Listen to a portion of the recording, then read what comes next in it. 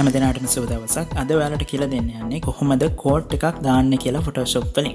කිසිම වියදමක් නැතුව ගෙදරදී ඔයාලට ෆෝන් එකකින් ගන්න ෆොටෝ එකක් ස්ටුඩියෝ එකකින් ගන්න ක්වොලිටි එකටම හදා ගන්න පුළුවන් Photoshop වලින්. තාමත් subscribe කරලා නැත්නම් අපේ channel එකට subscribe කරන්න. ඉස්සරහදී තව ගොඩක් මේ වගේ දේවල් ඔයාලට ඉගෙන ගන්න පුළුවන්.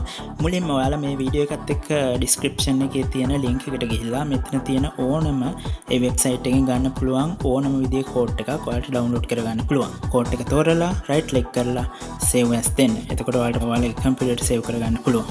සමහර ෆොටෝස් තියෙනවා ඔයාලට කෝඩ් එක කපලා PNG විදියට තියෙනවා. එතකොට ඔයාලට කෝඩ් එක වටේ ඇඳන් ගිහලා කපන්න ඕනෙත් නැහැ.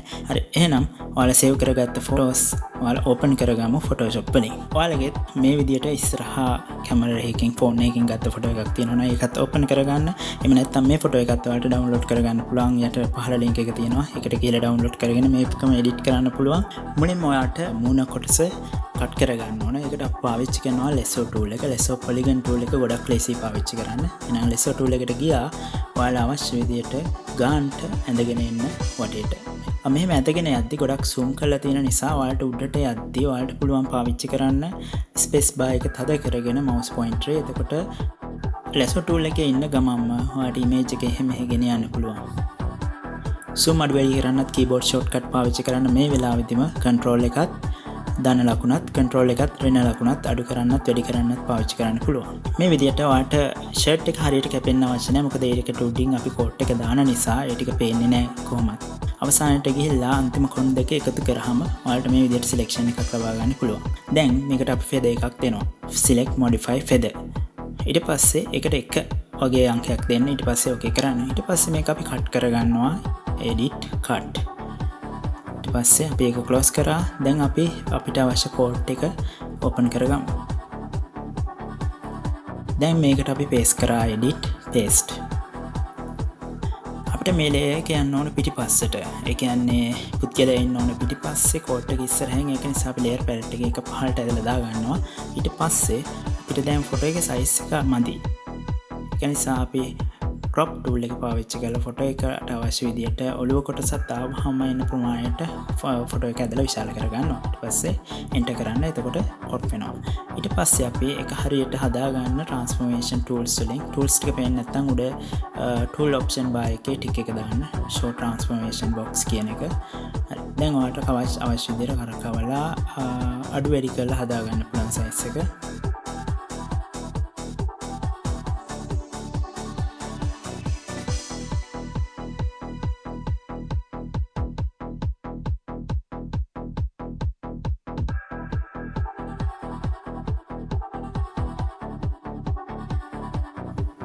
මේ කොටස ඔයාලට අවශ්‍ය නැති නිසා ඒ ටික අපි අයින් කරන්න ඕන. ඒක නිසා අපි select කරගන්න කෝඩ් එක ඊට පස්සේ lasso tool එකෙන් එක select කරා පොඩි feather එකක් දෙන්න. ඊට පස්සේ clear කරන්න.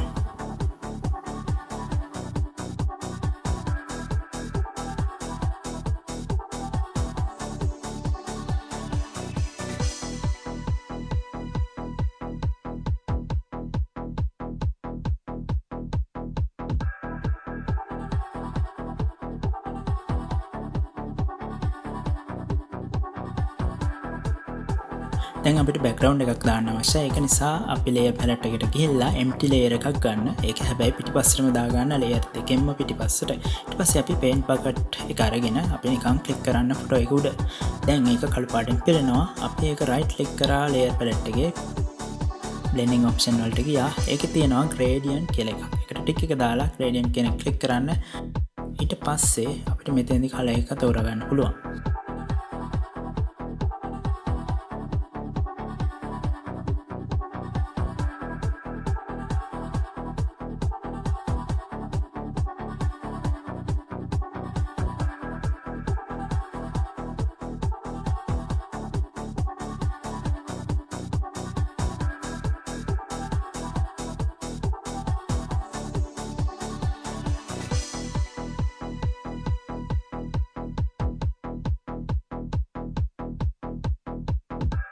හරි. දැන් zoom out කරලා එකක් adjust කරගන්න පුළුවන් light එක හරියට එන විදියට.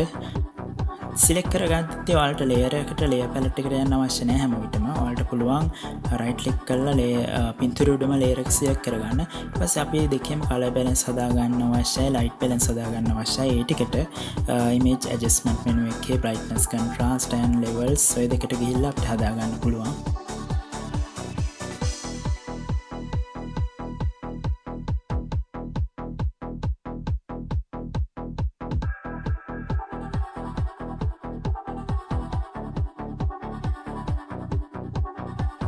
දැන් අපි තව පොඩි දෙයක් හදාගන්න තියෙනවා. කෝට් එක බෙල්ලට සම්බන්ධ වෙන තැන අපිට හෙවණැල්ලක් දාන්න වෙනවා. මොකද කෝට් එකෙන් හෙවණැල්ල යනවා බෙල්ලට.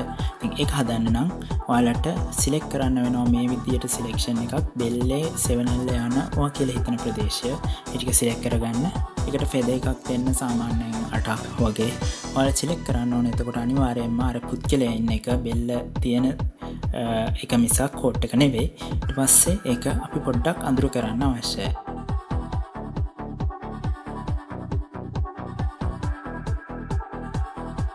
ඊට පස්සේ ඔයාලට පේනවා මේ කෝඩ් එකේ නම් පොඩි ඉරක් වගේ තියෙනවා. ඒකත් අයින් කරගන්න නම් අපි මේ විදිහට සිලෙක්ට් කරලා එක ෆෙදර් එකක් වගේ දීලා ක්ලියර් කරන්න. ඒක එඩිට් ක්ලියර්. එහෙම නැත්නම් ඩිලීට් බටන් එක ඔබන්න. හැබැයි මේ වෙලාවේදී ඔයා සිලෙක්ට් කරලා තියෙන්න ඕන අනිවාර්යයෙන්ම කෝඩ් එකේ තියෙන ලේයර් එක.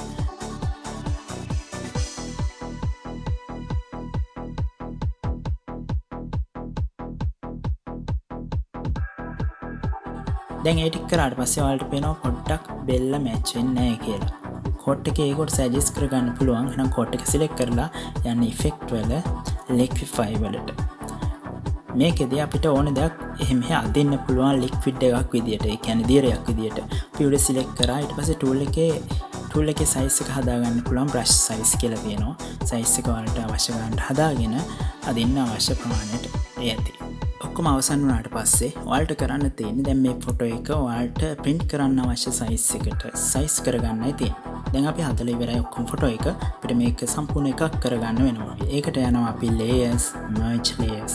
layer palette එකේ දැන් layers 3ක් නෑ එකක් විදියට තියෙන සම්පූර්ණ එකක්. දැන් එහෙනම් අපි select all කරා සම්පූර්ණ selection එකක් දානවා. control A වලින් හරි අපි selection tool එකකින් හරි ඊට පස්සේ ඒක cut කරා අපි යනවා file new.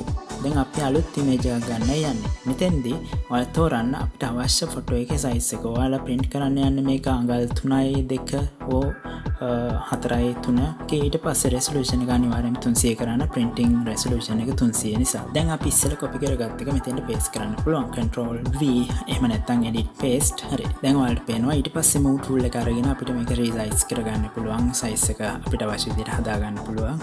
දැන් අපිට මේක save කරගන්න අවශ්‍යයි. file save as කියා. මෙතෙන්දී අපි JPG එකක් විදිහට save කරන්න. එතකොට ඔයාලට phone එකේ හෝ ඕනම තැනක open කරගන්නත් පුළුවන්. ඔයාලට වෙන ඕනම තැනකදී print out එකක් ගන්නත් ලේසි. හරි. එහෙනම් මම හිතනවා ඔයාලට වැදගත් වුණා කියලා මේ lesson එක. අපි තවත් lesson එකකදී හමු වෙමු. නම් ඔයාලා තාම subscribe කරේ නැත්නම් subscribe කරන්න අපේ channel එක. එහෙනම් හැමෝටම සුබ දවසක්. ඊළඟ වීඩියෝ එකකදී හමු වෙමු.